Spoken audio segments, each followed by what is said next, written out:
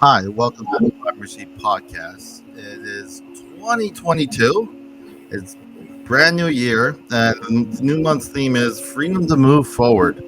My wife, we got this calendar. I can't believe I'm going to show you. It's every day is a day, and today is the sixth. When the listeners hear, it'll be the sixth, and it's actual cuddle day, cuddle up day. That is kind of ridiculous, but I'm going to throw it out there. I think it's fun to have all those, not less notable days out there. I don't even know if it's real, but anyway, we're gonna move forward. This month heads after the holidays. The holidays are always can be a hard time for many of us. Change Changes of hope. A lot of times we have this idea that things could be better, and that hope is kind of, I would say, can be cathartic and can be helpful. A Welsh word says it's called harath. It says a homesickness for someone who you somewhere you cannot return to, the nostalgia and grief for the lost places of your past, places that never were. It's haunting, but sometimes we have to remember when we look at our lives can play and how we perceive it can really play a huge role on understanding change and how it may be right in front of us. Today we have a new guest. Her name is Frida. I hope I say that right. Thank you for joining us. I know that was a little convoluted, but she's a mindfulness coach.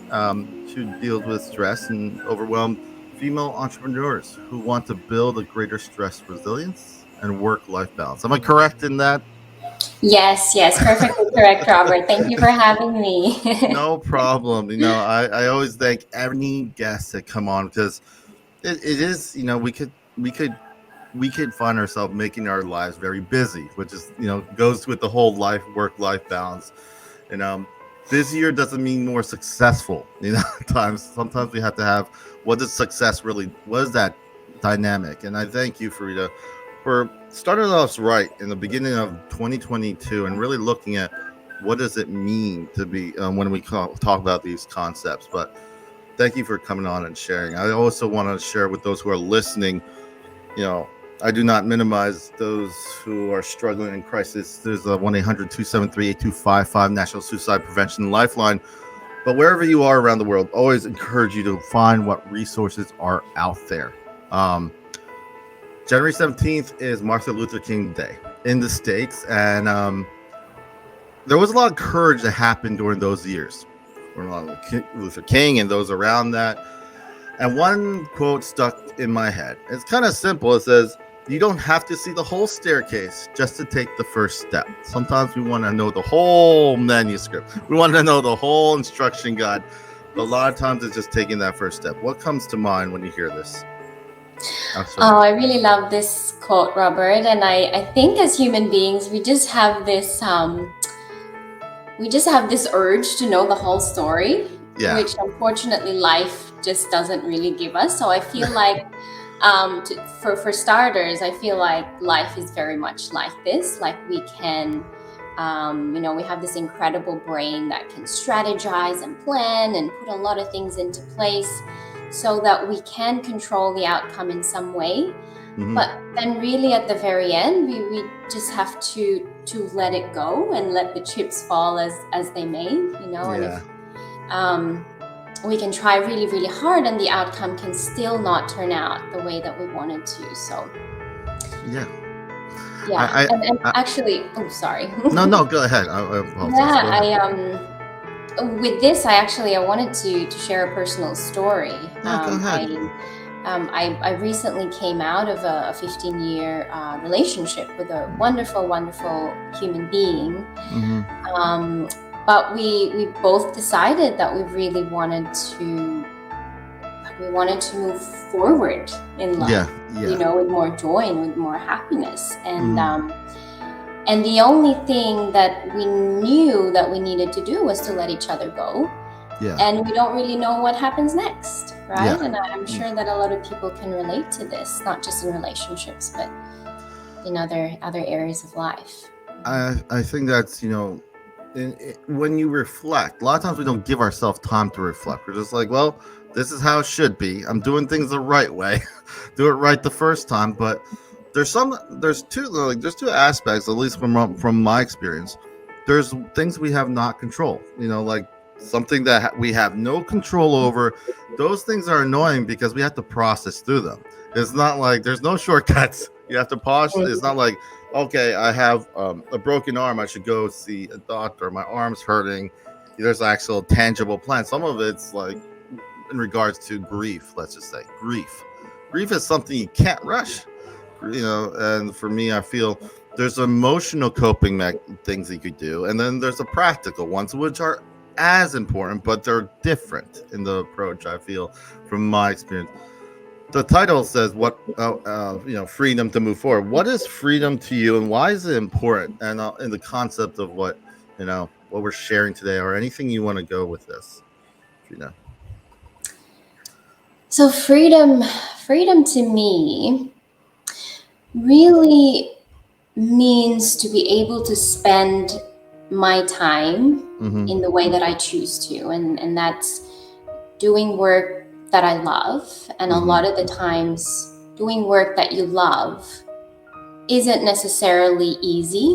Yeah. I had to quit a really successful career in social work in order to do what I love, and that was super scary. Yeah.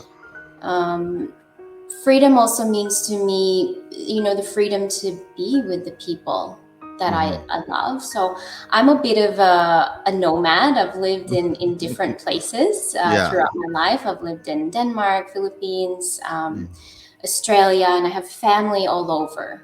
Yeah. So being an entrepreneur gives me the freedom to be able to go and visit my parents when I need to, or to get on a plane and support a friend who might need that at this time. Yeah, I think that's that's a lot of times when we talk about uncertainty and certainty. Sometimes we get we tell ourselves I'm fine now. I don't want to go out there because it's scary. A lot of times in life, the uncertainty is scary. The fear is a lot of times consumes us, and the thing is, the lie is a lot of times that we tell ourselves that that there is certainty somewhere, and sometimes we put tangibly on something or someone or some position and a lot of times we get very disappointed. I don't know if you saw the new Spider-Man. I don't know if you saw Spider-Man 3, but there's this one quote, and I had to throw it in there, from MJ, and she says, if you expect disappointment, then you can never be disappointed. I find that hauntingly cryptic, because a lot of times we do this to ourselves. We're like, well, if I don't expect anything to be good, then I won't be missing anything that is good. But I feel that's short term, because on the long term side, that can make you bitter. Maybe you lose an opportunity, maybe lose the idea of being present with someone and actually caring about losing that someone, or losing that, and caring about your work per se, and knowing that you may make mistakes. You may fall flat in your face, but then are you going to get up, or are you going to sit there? And that's where it kind of gets weird. But I feel a lot of us are stuck here because since 2020 and everything that's going on, it's very easy to say, well, I'm just not going to expect anything so I don't get disappointed. And I feel we get stuck there. And any thoughts? I know that I just threw this in there, but I just saw the movie a couple of weeks ago, and I was like, that's pretty good. So that's why I asked you. Yeah, this is a really great opening discussion, because I have definitely been stuck in this kind of frame of mind. Yeah. And we do this to ourselves because we have had we have had past experiences where we have been disappointed, whether it was at school and you really wanted to win first prize in something and then you got disappointed. But there is a lot of this stuff around what we think, our thoughts and our emotions create our reality. Yeah. So a lot of the times coming from this kind of attitude can actually really make the prophecy real, create the reality. Yeah. Right? And you mentioned that thing about it doesn't allow you to be present. Yeah. to the situation that's really going on. You're not really able to see the situation clearly. Mm-hmm. And then able to go, well, these are the facts. This is what I'm facing. What skills do I have? What support do I have? What strengths do I have? And how can I move through this challenge? And I'm a mindfulness coach, so I really love talking to people about being present to what is really going on. What are you feeling? What's going on in your body? What is the external situation? And can we look at that clearly so that we can move through the challenges as they arise, if that makes sense? No, it does. I do love the idea of, looking back, and like I would say in the sense that,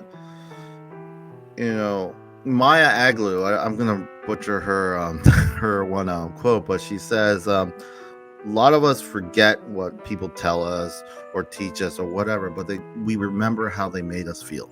There's something about how we feel and how that translates. I shared this and I was thinking in the beginning, I'm like, well, I threw that one word from Welsh that I probably butchered in the beginning, but I feel in the reality, this is why this actually becomes a thing. We sometimes have this homesickness that never was.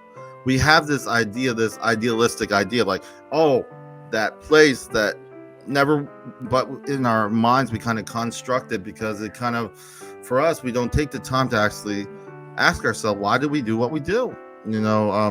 MJ was like, you know what? I'm very basic. I don't expect any disappointment. I expect disappointment, so I never will get disappointed. That's like something that I would do in high school or something like that because I just don't want it to not be tough because I didn't want to feel things. I remember Yiddish. This is like some words that my wife has this book. It says untranslatable words. They don't go anywhere else. So it's Shilmazel. It says someone who seems to have nothing but bad luck. Those people. Sometimes you feel you yourself are them. So a lot of times, maybe in the concept of like the story, the Spider-Man story, MJ may feel this way. So she would say, you know what? I'm always the one getting bad luck. I'm just going to assume I'm always going to get bad luck. And in that idea of when you take mindfulness and everything that you do to help people, this is kind of like sometimes it's the central focus of what people are struggling with. This idea, do I deserve to be happy? I can't even answer that. Am I able to set boundaries and still be friends? Does my family going to hate me because I say I can't go to every single family gathering? All these concepts, there's a lot. And I love that you talk about traveling a lot. There's a lot of cultures, a lot of different kind of, things that may seem odd. My mom's South Korean, my dad's Puerto Rican, so I kind of have that kind of mixed world. So I understand a little bit of that. I remember. Can I add? Oh, sorry. Can I add something there, Robert? Yeah. I feel like you're touching on something super important in terms of when we make decisions because we think that we're going to disappoint people or we think that it's going to cause a lot of discomfort, for example. And a lot of the times what then happens, instead of ripping off the Band-Aid and really facing our fear so we can move forwards, we get ourselves stuck, right? And whether it's in a lie, we didn't tell our parents about something that's happened, and we keep building on the lie and we keep adding to the discomfort and the stuckness. And in a sense, we get comfortable with just feeling a certain level of discomfort. Right. So, for example, staying in a relationship that is no longer happy, but the prospect of having to have that super awkward, painful conversation, and then the uncertainty, and the fear of not knowing what's going to happen and what it is that you're going to face in the future, or whether you're going to find someone else, for example. And the interesting thing is that we're already creating all this fear and this discomfort anyway. By avoiding doing what we know deep inside that we need to do, right? Yeah. So, I think that's the first quote when Martin Luther King kind of expresses this concept that a lot of us don't want to. A lot of us are like, I need to know at least a few more steps down. I don't need just one step.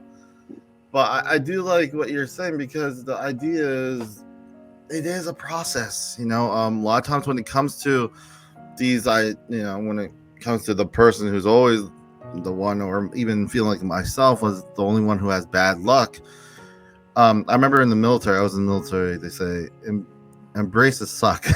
You kind of like, I'm paraphrasing, but the idea is, okay, I do this podcast. It's wonderful. I love it. I'm already hitting 171 episodes. It's nice. Amazing. But the one thing I would say is, it's also inconvenient at times. Sometimes it's hard. Like serving other people, sharing, getting people motivated, getting people excited about these things that no one wants to talk about. It is hard. People forget that serving others is inconvenient. It can be hard. It's not always the slap and the high five moments. It can be hard. And you mentioned social work. I am in social work, so like I understand exactly what you're talking about when it comes to, because if you're not, setting boundaries when you come home, it's gonna bleed all over everything. No matter how much time, because we always tell ourselves, only if I had more time. What does that actually mean? Like, we're always losing time. There's not enough time. I find that interesting. And there's a song from, I think, Jimi Hendrix, I think, but I like it's the Castles in the Sand. There's sometimes when we put our foundation on the idea, like, I am gonna make this uncertainty secure, and it has to be right, and you hold on to it. You don't want to hear other people who have disagreements. This can be problematic because you're putting all your bags in one chip. So the whole thing is, it's okay. Accountability is not a bad word if it's a safe place. That's one thing that we forget. It's like, so what do you think about all these concepts? I really love your input when you mentioned the idea, but in regards to, setting your foundation, freedom to move forward, that title in itself, what sticks out to you? Anything else you want to share as we go into more of your story, and what started you helping people and everything else like that? So I think we've already touched on this idea that our fears a lot of the time is what holds us back from moving forward with freedom. But I also so that gives you an idea that fear actually is something. It's a construct of the mind, right? And I don't want to minimize the different challenges and incredibly difficult times that people go through. But a lot of the time, stress, like I talk a lot about stress. And again, that's not something that most people want to actually, deal with. But I help entrepreneurial women with stress. And similarly with fear, it's something that happens in the mind. It's an idea we have in the mind that we are being threatened, and it freezes us. It stops us from actually moving ourselves forward. So for me, the freedom to move forward is actually a matter of, facing our fears. Like I really love the quote. There's a couple of different versions of it, but it says that courage is not the absence of fear. It's actually the ability to move forwards despite of the fear. Yeah. And what I teach is really about being able to face your fear. It's about being able to face uncomfortable emotions and thoughts about yourself, and limiting beliefs about yourself that prevent you from moving forwards. And it's uncomfortable, it's painful. We'd rather play Candy Crush and watch another episode on Netflix, or have a drink or eat cake than face the discomfort of our emotions. But unfortunately, all these behaviors keep us from moving forwards. And I suppose you also asked me about what got me into this work. Would you mind sharing with us what do you do? Obviously, just to kind of get a baseline. What started you on this journey of helping others in this kind of way? And Anything Yeah, else you want? sure. So I actually started a career in social work as a youth worker. So I came straight out of university and into working with young men incarcerated in youth prison back in Melbourne when I was living in Australia. And these are young people, not just young men in prison, but I was working with homeless young people. I was working with young people with severe mental health issues, with intergenerational drug addiction and unemployment. And I very, very quickly found out that I did not have the internal skills. And when I say that, the inner resilience, mental, emotional resilience, as well as the ability to do self-care, as you said, setting those boundaries that when you get home you look after yourself, you're in home mode and things like that.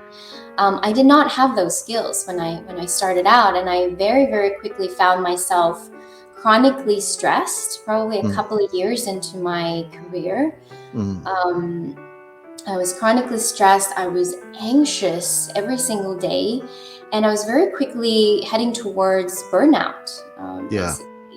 And the stress wasn't just affecting me mentally and emotionally, but I mean, the first thing that really happens is that you feel it physically.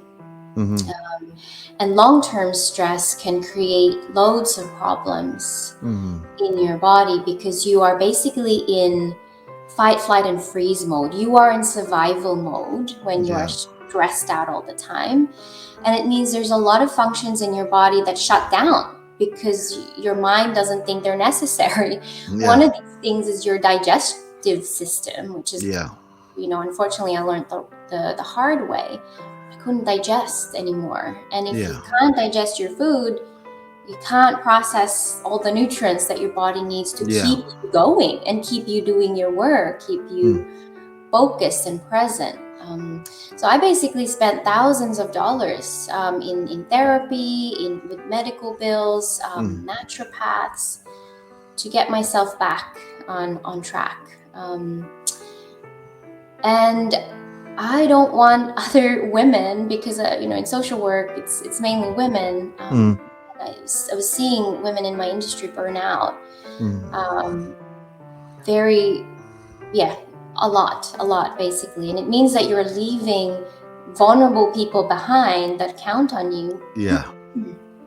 Excuse me.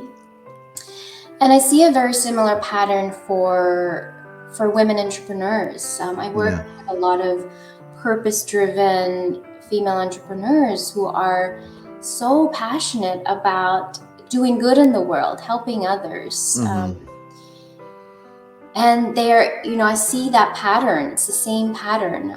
There's a study done in 2019 that actually came out with the stat that 79% of female entrepreneurs are dealing with a really high level of work stress. And there's also a lot of research showing that that female bosses are more likely of falling into depression than male bosses. So there's it's not really good news for female bosses and female entrepreneurs. But this is where I come in. This is where my passion really lies, that we desperately need a different way to live and work, where the whole human being is taking into consideration. And that we as individuals put ourselves first, like our mental and emotional well-being, not just the physical stuff. So what did you see, like, just as a talking, what did you see was one of the most common threads that were causing, like, the stumbling, I've like I said, I'm in social work. I see it too. I see people who, one thing I learned real quick was you can't save everyone. A lot of times my best moments with my clients is just hearing them, just talking to them. I have nothing to give them. I have nothing to say positive that I could, or any resource, but just being present. But what did you see with the ones, in your social work, but also in entrepreneur when it comes to women, what are the most common stumbling blocks that you see are present that cause them to go to the burnout phase or even beyond? To go straight to the deeper level, I would definitely say that there is a very common trend in women, and then women who have this passion to help others, and that is really, it's a question of worthiness, Okay. and a question of feeling unworthy. So they have something that they want to give, and they give and they give and they give, and this doesn't matter if you're in social work or you're in entrepreneurship, but they themselves do not feel worthy of being supported or being helped. I also see this pattern of not feeling that what they're giving has enough value. So therefore there is this urge to give and give and give without regard for their own well-being. Right? And I see this so often that it's, we can't, and when you're in that mode, you can't see the bigger picture. You can't see, if you don't look after yourself, you are, in the case of being in business, you are your business. Yeah. And your business is not going to survive long term if the captain, or the creatrix or the person in charge doesn't fill her own cup. Yeah. And before she gives. So this is something I see very often, and the beginning of the work that I do when I first start working with someone is really to create this mindset that you are important, that you are worthy. Anything that you give to other people, you are worthy of receiving that and so much more. And we really start very basically with self-care, with actually take 1 minute, take 1 minute off every hour, and see how that gives you more calm, more energy, more focus, more presence. We start very, very, very simply and very basically, Yeah, I think that's where you guys start. I feel starting from the basic. I do at my church. I do the sound and and stuff. And one thing when I'm training someone, this is a little scenario. I tell them like I don't know all the things. I'm like, that's fine. The thing is, they're looking at you. If you look nervous, if things go wrong, so it's more about not knowing things. It's about like Albert Einstein says, the ability to adapt to change. The thing is, you're not going to know everything. Things are going to come at you. Even if you know a lot of book knowledge, it's how you use it. Like, can you problem solve? Or are you going to, like you say, freeze? And I want to go even further in this discussion. Why is this important to you and the people that you're working with in regards to what we just talked about on the concept, on focusing on moving forward? Why is that so important? I know my answer. I want to hear your answer. So go ahead, Frida. Yeah, well, I really love what you just said about it's not about knowing all the answers. It's actually having the confidence that whatever happens, whatever gets thrown at you, you have the tools to deal with that, right? Yes. And that's really the work that I'm doing, because it's I work with women that are stressed. I teach them skills that when the stressful situations comes, they know how to deal with it. But it's not about getting rid of stress. It's not about getting rid of fear, because those things are all part of life. We're not going to foresee what is the most fearful situation that you're going to encounter in your life. You're not going to be able to prepare for that exact situation. But you can start to build an inner resilience. Yes. And that's what I do through mindfulness. And it's really so let me give you a definition of mindfulness. Yeah. It's being able to be present and aware of your experience from moment to moment. And when I say your experience, that means your emotions, being able to be present to your emotions in this moment, being able to be present to what sensations you feel in your body, Mm-hmm. You know, when you feel fearful, you're going to feel some not so very pleasant sensations in your body, Yeah. right? You're going to have sweaty palms. Mm. Your brain's not going to be able to function Yeah. properly. Your heart's beating in your chest. It's also about being present to the thoughts. What thoughts are running around in your mind? And then also being able to pick up what are the external data that you're picking up in your environment, right? What's the look on your boss's face as he's giving Yeah. you some critical feedback? Yeah. Um, what's the feel within your environment? So that is mindfulness. It's really being Mm-hmm. able to, and John Kabat-Zinn, who's one of the modern fathers of mindfulness, he says it's being aware. No, it's being able to befriend your experience, Mm-hmm. befriending your experience, whatever it is. Yeah.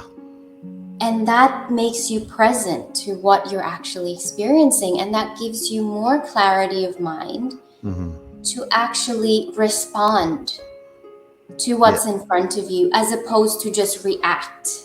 Yeah. It's like building a bridge. So there's another quote that I can't quote here, Yeah. but it's mindfulness helps you build a bridge from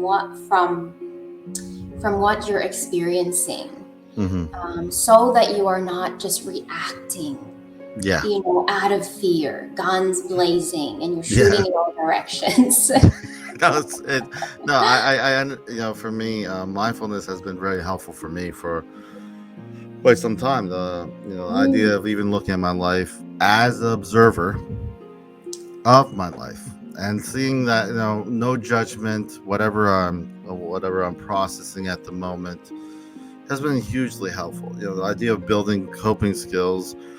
I remember when it comes to, you know, you say stress. Some people have panic attacks and all that stuff. One thing is, I'm in the military. My brother was in the military. A lot of people I know are in the military. So people struggling with PTSD. Let's talk about that.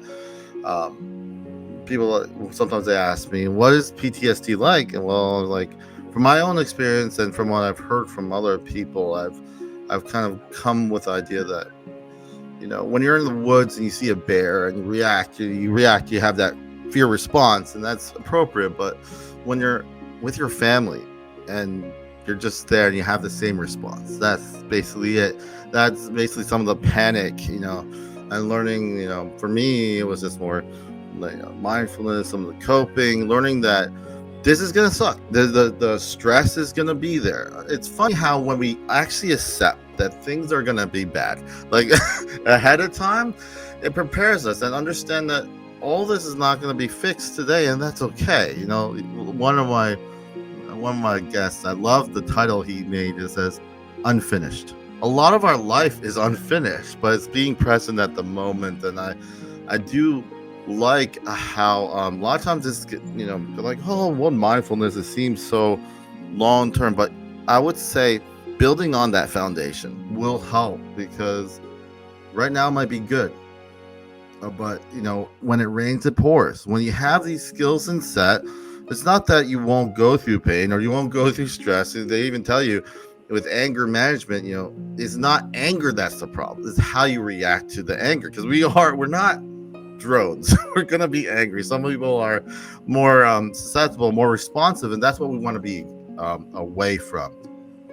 Could you share with us your story? I don't anything you want to add that brought you? Obviously, you mentioned a lot of already, but is there anything else you want to add to that really made you say, "I'm gonna get out of social work. I'm gonna do this"? What prompted that, and to where you are right now? What are you looking forward to moving into 2022 and beyond, Frida?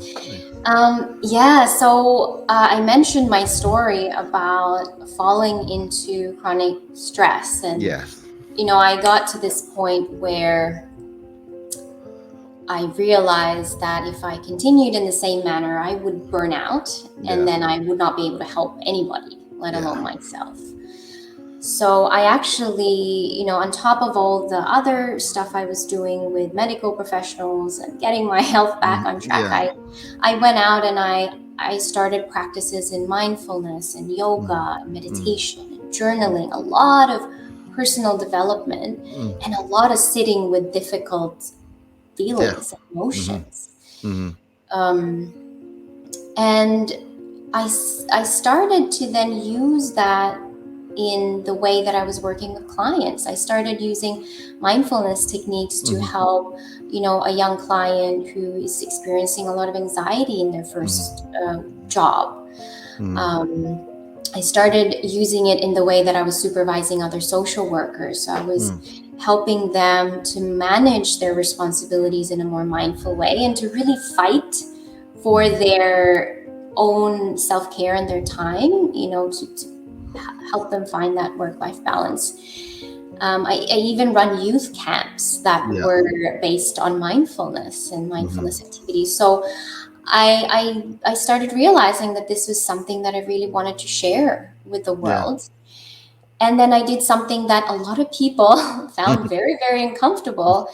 And that was, as a 30 plus something woman, I quit my 10-year career. I was doing really great things.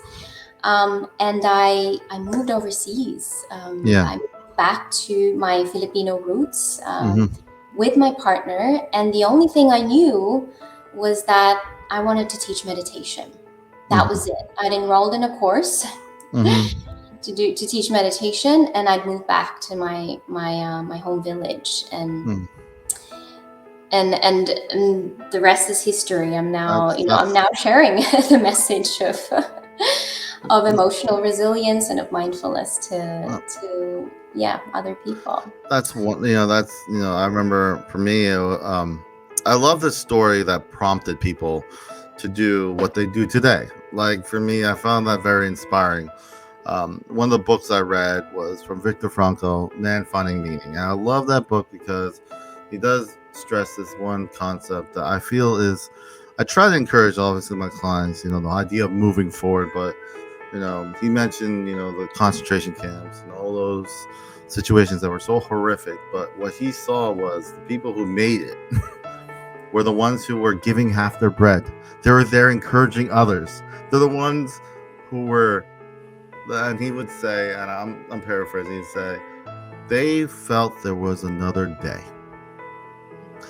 The other people didn't feel that way. And a lot of times they would say, you're giving half the bread, you're giving half your sustenance. But like we've been saying, there's more than just bread alone. There's more sustenance. And that for me, this is an outreach that I feel very passionate about with Revive Ministries podcasts. Before I did it in person, to tell you the truth, I did it in Florida, where I'm at, Florida. I used to do events in person. And in 2019, October 29th, I remember people saying, you should try podcasting. I'm like, I don't know nothing. Like, I knew, but it's easy to talk yourself out of it. And I said, you know what? Why not? And I remember just going in. I remember there's some people, I don't remember who, they're like, well, you should get this equipment. I didn't listen. I just did what I could with the means I had and just kept moving. The one thing I was, and my wife says, I'm annoyingly intentional. So I just kept grinding, and people are like, well, this is what do you get? Like, they were questioning, just like you. They might question you, just leave your work and do what you're doing.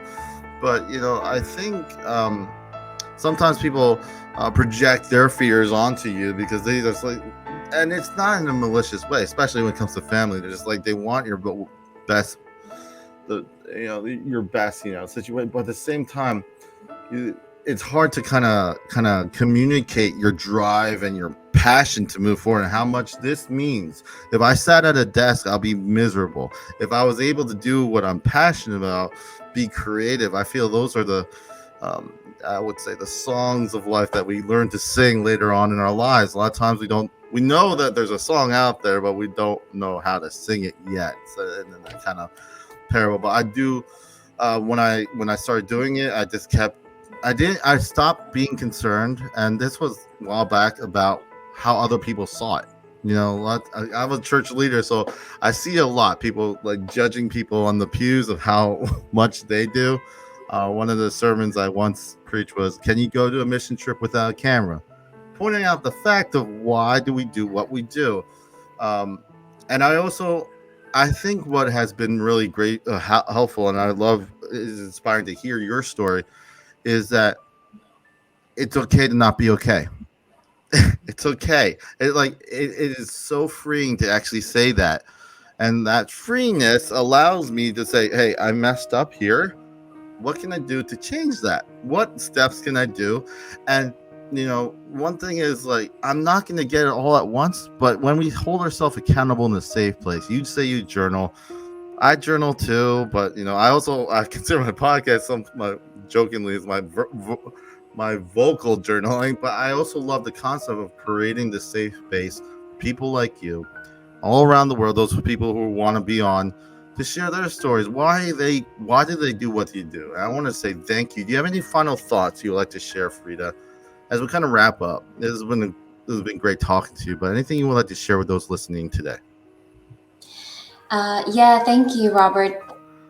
I want to echo your sentiment about realizing that it is okay not to be okay, because that is actually part of the journey to be able to move forward freely, is to actually be able to stop and go, what is this I'm feeling, without having to grab for the phone or for some sort of distraction, or for you know the fear of what judgments people are going to put on you. I mean, when I ended my relationship, I had to be honest and go, I can't go as full throttle with all my projects, because this is really important. This is a really important stage in my life that needs to be take the time, right? Yeah. So I really encourage people out there who are looking at 2022 and going, oh my God, is this just going to be another year, Yeah. same as 2021, Yeah,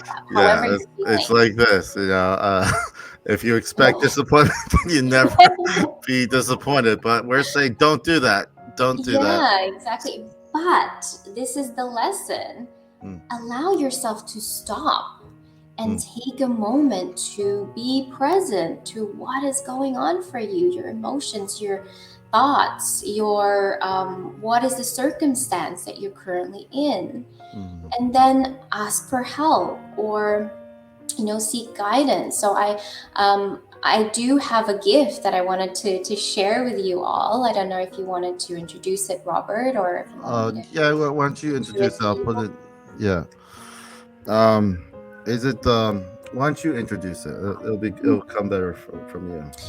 Yeah, so I've created an ebook called Women in Business: Why We Suffer and How to Create Calm Empowerment. And yes, it is created for women in business and women entrepreneurs who are dealing with stress. Mm-hmm. But it's very relevant to anyone really who wants to start the year. Mm-hmm. If you want to use this as a resource to really start to build that inner resilience, the resilience to stress or to fear, so you can take intentional and mindful steps to move forwards. It gives you some very useful beginners tools to move forwards with mindfulness, how you can start to even just stop and be present to yourself. Mm-hmm. There are techniques in journaling to move move out of overwhelm and fear, and look at what you can control in your life and actually be empowered by that.